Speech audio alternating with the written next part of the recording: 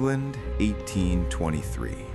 There were men who feared ruin, men who feared scandal, and men who feared death. But Arthur Pembroke, 7th Duke of Colchester, feared imperfection. For as long as memory allowed, he lived by a single, unwavering creed: flawlessness is the only armor against chaos. It shaped everything: his spotless estate, his calculated courtships, his absolute refusal to acknowledge anything broken, damaged, or lesser. He was admired by society, envied by peers, unassailably composed, or so he needed to believe. In the polished halls of Colchester, a crack in a teacup was a tragedy, a scuff on a boot was a sin. Arthur's grandfather had built the Pembroke fortune from nothing, obsessed with erasing every trace of common origins. His father had perfected it, turning Colchester into a shrine of precision, where even the servants' footsteps were choreographed. Arthur inherited not just wealth, but the weight of maintaining an image so pristine that a single flaw could shatter 3 generations of carefully constructed prestige. He did not know that the woman who would save him was already shattered. The morning Arthur dismissed his 4th marriage prospect in as many weeks, frost still clung to the windows of Colchester's east wing. Lady Penelope Hertford had been flawless in every regard, golden-haired, impeccably mannered, descended from 2 baronies. But during tea she had laughed too loudly at a joke, just once. The sound had carried an unpolished edge, a momentary loss of control that suggested future unpredictability. Arthur ended the courtship before she finished her scone. His steward, Mr. Grimsby, a man of 60 years who had served 3 Dukes of Colchester, approached with the careful diplomacy of someone who knew when he was losing an argument before it began. "Your Grace," he said quietly, closing the drawing-room doors, "the winter ball is in 3 weeks. The invitations have been sent. If you do not announce an engagement by season's end, the rumors will become difficult to manage." Arthur stood at the window, watching gardeners prune the hedges into geometric perfection. "Then they will be managed with facts. I will not compromise the Colchester name by selecting a wife who cannot maintain appropriate decorum." "Your Grace," Grimsby's voice carried something rarely heard from him, genuine concern. "You have rejected 9 eligible women this year. Society is beginning to wonder if the standard you seek exists." "It must," Arthur said, his reflection cold in the glass. "My grandfather demanded it. My father achieved it. I will accept nothing less." What Arthur did not see, because he had trained himself never to look, was the world that existed below his line of sight. In the servants' quarters, down stone steps worn smooth by a century of invisible feet, Olivia Hartwell was already awake. She had been awake since 4, as she was every morning, to complete her work before the household stirred. Her left leg ached in the pre-dawn cold. The length was always worse in winter, but she had learned to distribute her weight in ways that made the pain bearable, almost bearable. Olivia had not always been a scullery maid.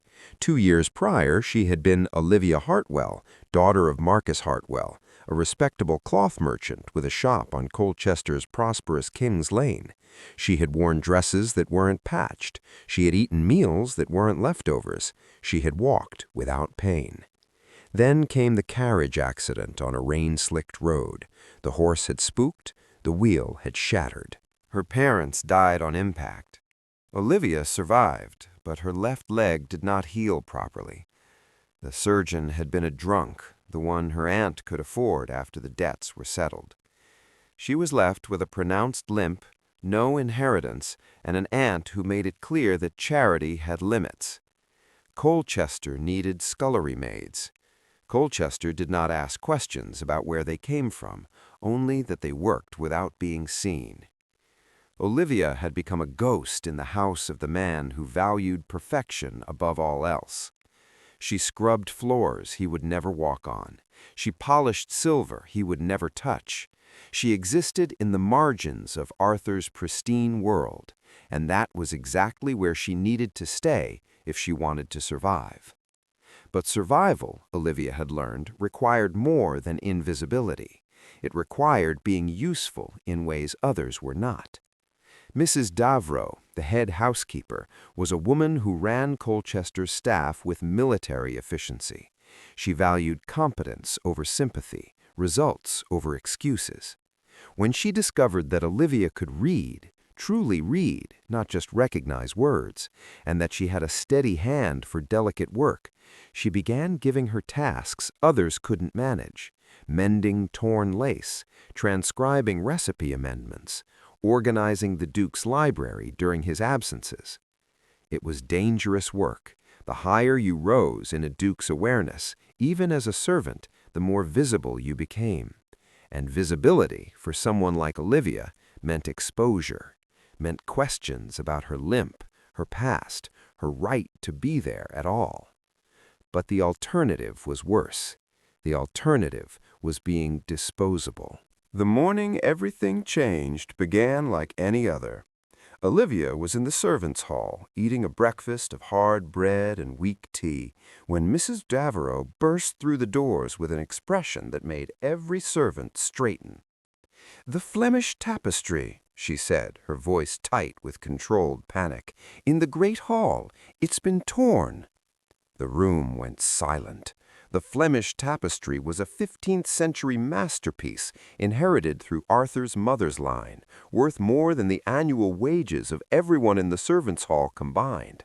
It hung above the fireplace in the great hall, where the winter ball would take place in exactly 9 days. "How?" Grimsby demanded, appearing behind Mrs. Davro. "Lord Ashford's hunting dog, during last night's dinner. The animal leapt at a bird that had flown in through the terrace doors and caught the edge of the tapestry with its claws. There's a tear, 8 inches, perhaps more, running through the central panel." Grimsby's face went pale. "His Grace cannot see this, not before the ball, not ever if it can be avoided." "We've sent for the restoration specialist from London," Mrs. Davro said, "but he cannot arrive for 5 days, and even then he says the work will take weeks." Unacceptable. Grimsby's hands were shaking. Everyone in the room understood what this meant. The Duke's reputation was built on the impossibility of flaws existing in his world. A torn tapestry, visible to hundreds of guests, would be a public failure. Heads would roll, positions would be lost. Olivia's voice was quiet. "I can mend it." Every eye turned to her. She was used to being invisible. Being seen suddenly and completely made her skin prickle. Mrs. Davro's expression was skeptical. "You?" "My mother was a seamstress before she married. She taught me embroidery, tapestry repair, gold work. I've mended the altar cloths at St. Margaret's Chapel. If I work through the night, I can have it restored before the specialist arrives. He can verify the work, and His Grace need never know there was a problem." Grimsby studied her with the assessment of a man evaluating risk versus catastrophe. "If you fail, you'll be dismissed without reference. If you succeed," he paused, "do not fail." That night, after the household had gone to sleep, Olivia stood before the torn tapestry in the great hall. The damage was worse than described. The tear ran through the face of a medieval saint, bisecting embroidered features that had survived 4 centuries, only to be ruined by a dog's claws. She worked by candlelight, her fingers steady despite the pressure. She had found gold thread in the estate's old sewing room, thin enough to blend with the original work. The technique was called kintsugi in Japanese pottery, the art of repairing broken things with gold, making the damage part of the beauty rather than hiding it. Olivia couldn't hide the tear entirely, but she could make it look intentional, make it look like it had always been there, a deliberate choice rather than an accident. She worked for 6 nights, sleeping only in brief intervals, her legs screaming with pain from standing for so long. On the 7th morning, as dawn light filtered through the hall's tall windows, she finished the final stitch.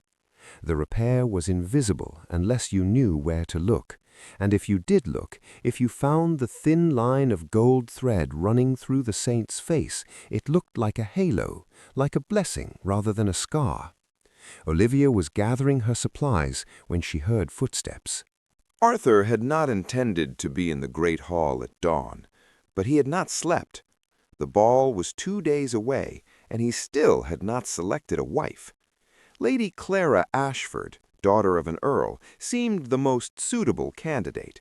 Poised, educated, descended from impeccable lineage. But every conversation with her felt hollow, like speaking to a perfectly polished mirror that reflected only what he already believed. He had come to the great hall seeking solitude, and instead found a scullery maid standing before his family's tapestry. "What are you doing?" His voice was sharp, defensive in the way men become when their private spaces are invaded. Olivia turned, and for the first time, Arthur actually looked at her. Truly looked. He saw exhaustion in her face, needle marks on her fingers, a pronounced limp as she stepped back from the tapestry in deference. "The tapestry was damaged, Your Grace. I've repaired it." Arthur approached, his eyes scanning the fabric for the flaw he knew must be there. He found it, the line of gold running through the saint's face. It was so subtle, so perfectly integrated, that it looked intentional. More than intentional. It looked like the tapestry had been waiting 400 years to be completed this way. "You did this?" He couldn't keep the disbelief from his voice. "Yes, Your Grace." "How long did it take?" 6 nights. Arthur stared at the repair, then at Olivia, then back at the repair. His entire philosophy was built on the premise that broken things diminished value, that damage was permanent, that perfection required the absence of flaws, not the integration of them. But this was something else entirely. This was a flaw transformed into beauty. This was broken made whole in a way that was somehow better than unbroken. "What's your name?" he asked, realizing he had never thought to learn it. "Olivia Hartwell, Your Grace." "You're dismissed," he said automatically, then caught himself. "I mean, you may return to your duties." Olivia curtsied and left, her limp more pronounced from exhaustion. Arthur watched her go, and for the first time in his carefully controlled life, he felt something he couldn't categorize or contain. He felt fascinated. Over the next 2 days, Arthur found himself noticing Olivia in ways he had never noticed any servant. He saw her carrying linens despite her limp, distributing weight with a practiced efficiency that spoke of adaptation rather than limitation.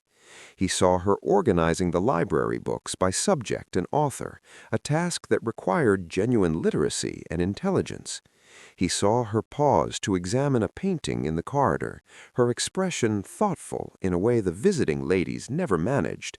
They praised the art because it was expected, but Olivia seemed to actually see it. The night of the winter ball arrived with all the suffocating grandeur Arthur had been dreading. 200 guests filled Colchester's halls, dressed in silks and jewels, performing the elaborate dance of high society courtship.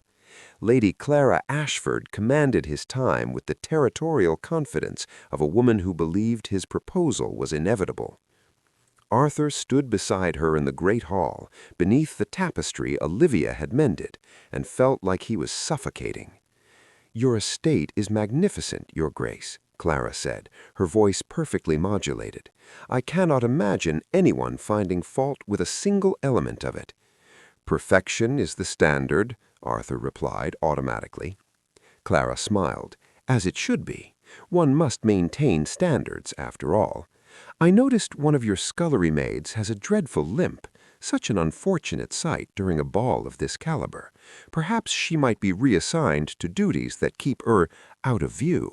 Arthur's jaw tightened. He saw Olivia across the room, carrying a tray of champagne glasses, trying to minimize her limp and failing, trying to be invisible and failing at that, too. "She is competent at her duties," Arthur said carefully. "Competence is not the same as suitability," Clara replied. "In a house like Colchester, appearances matter as much as function, more, perhaps." Arthur said nothing, but something cold settled in his chest. Clara was right, by every standard he had ever held. Damaged servants, visible servants, servants who reminded guests of poverty and brokenness, they had no place in his perfect world. But he found himself thinking of the tapestry, of the gold thread running through the saint's face, of beauty created from damage rather than despite it. "If you'll excuse me," he said abruptly, "I need air." He escaped to his library, the one room in Colchester where he could still breathe. And there, surrounded by 10,000 books organized by subject, language, and century, he found Olivia. She was reading. Not dusting, not organizing, reading. She held a worn copy of Paradise Lost, her fingers tracing the lines with the reverence of someone who understood not just the words, but the weight they carried. "Forgive me, Your Grace." She moved to put the book down, to curtsy, to disappear. "I was only—" "What do you think of it?" Arthur heard himself ask. Olivia hesitated, calculating the risk of honesty. "I think Milton understood something most poets don't." "Which is?" "That the most compelling characters are the broken ones. Satan is more interesting than God because he has something to lose, because he's flawed." She paused. "Because perfection has nowhere to go, but brokenness can transform." Arthur stared at her. No one spoke to him like this.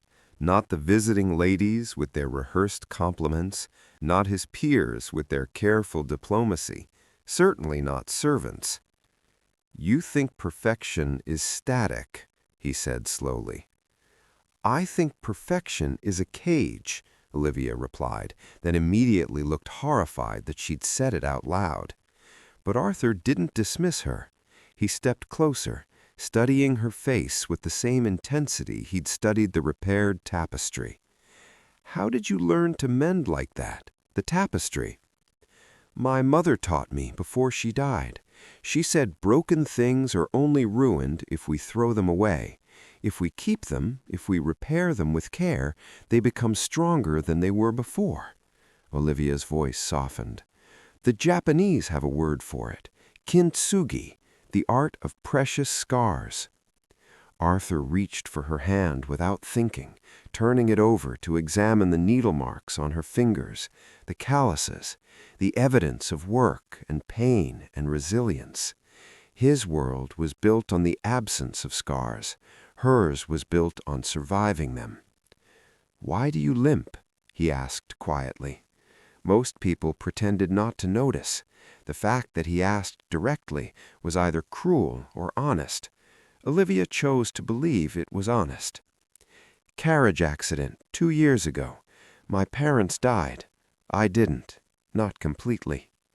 Arthur's thumb traced the edge of her palm, and for the first time in his life, he touched something broken and didn't want to let go.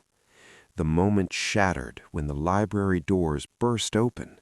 Lady Clara stood in the doorway, her eyes taking in the scene with calculating fury. The Duke, the scullery maid, their hands touching. "Your Grace," Lady Clara said, her voice sweet as poison, "I've been looking everywhere for you. I do hope I'm not interrupting." Arthur dropped Olivia's hand like it had burned him. Olivia stepped back, curtsied, and fled with as much dignity as her limp allowed. Clara watched her go, her smile sharp. "How peculiar! I would have thought your standards extended to all aspects of your household, Your Grace, but perhaps I was mistaken." The next morning, chaos erupted. Mrs. Davrow stood in Arthur's study, her face ashen. "Your Grace, I'm afraid there's been a theft. Lady Clara's diamond brooch, a family heirloom, has gone missing, and it's been found in Olivia Hartwell's quarters." Arthur felt the floor tilt beneath him. "That's impossible. The evidence is clear, Your Grace. The brooch was in her apron pocket." "Then she was framed." The words came out harder than Arthur intended. Grimsby, standing beside Mrs. Davrow, shook his head slowly. "Your Grace, I understand your recent interest in the girl, but we cannot allow personal sentiment to cloud judgment. A theft is a theft." "Bring her here," Arthur ordered. When Olivia was brought before him, flanked by 2 footmen as if she might run, Arthur saw no fear in her eyes, only a terrible, knowing sadness. "Did you take the brooch?" he asked, needing to hear her say it.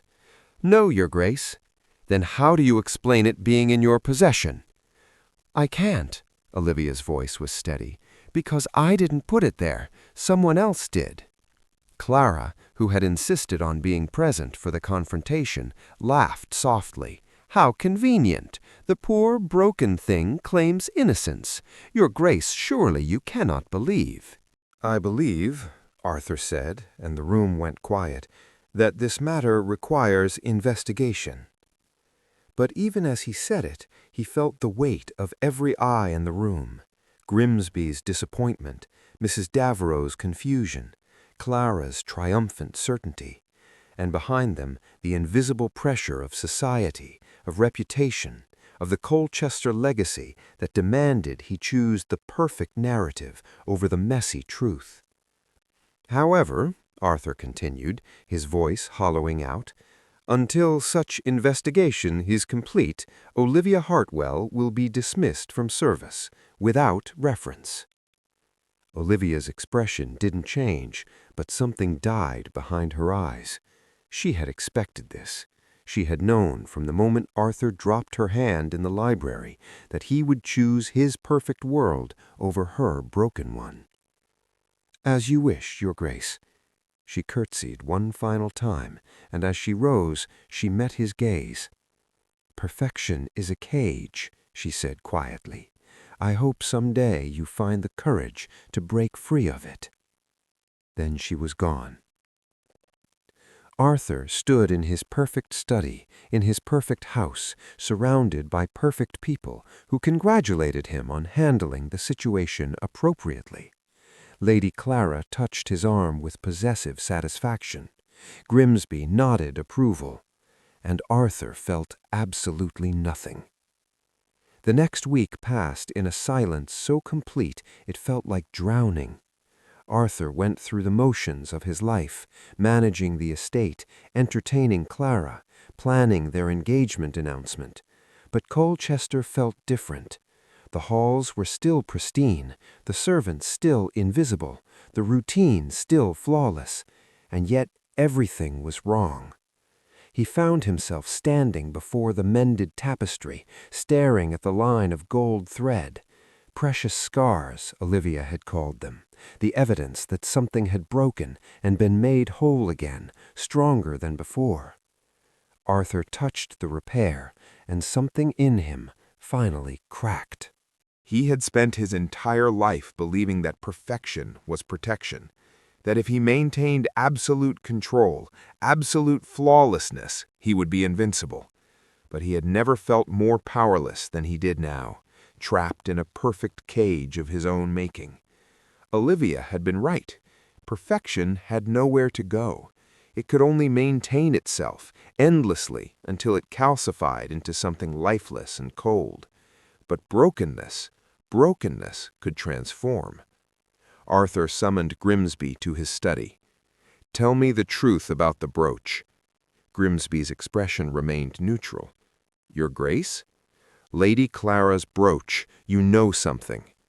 A long pause. Then, "One of the housemaids came to me yesterday. She saw Lady Clara enter Olivia's quarters the morning of the accusation. She was uncertain whether to speak." Arthur's hands curled into fists. "And you said nothing."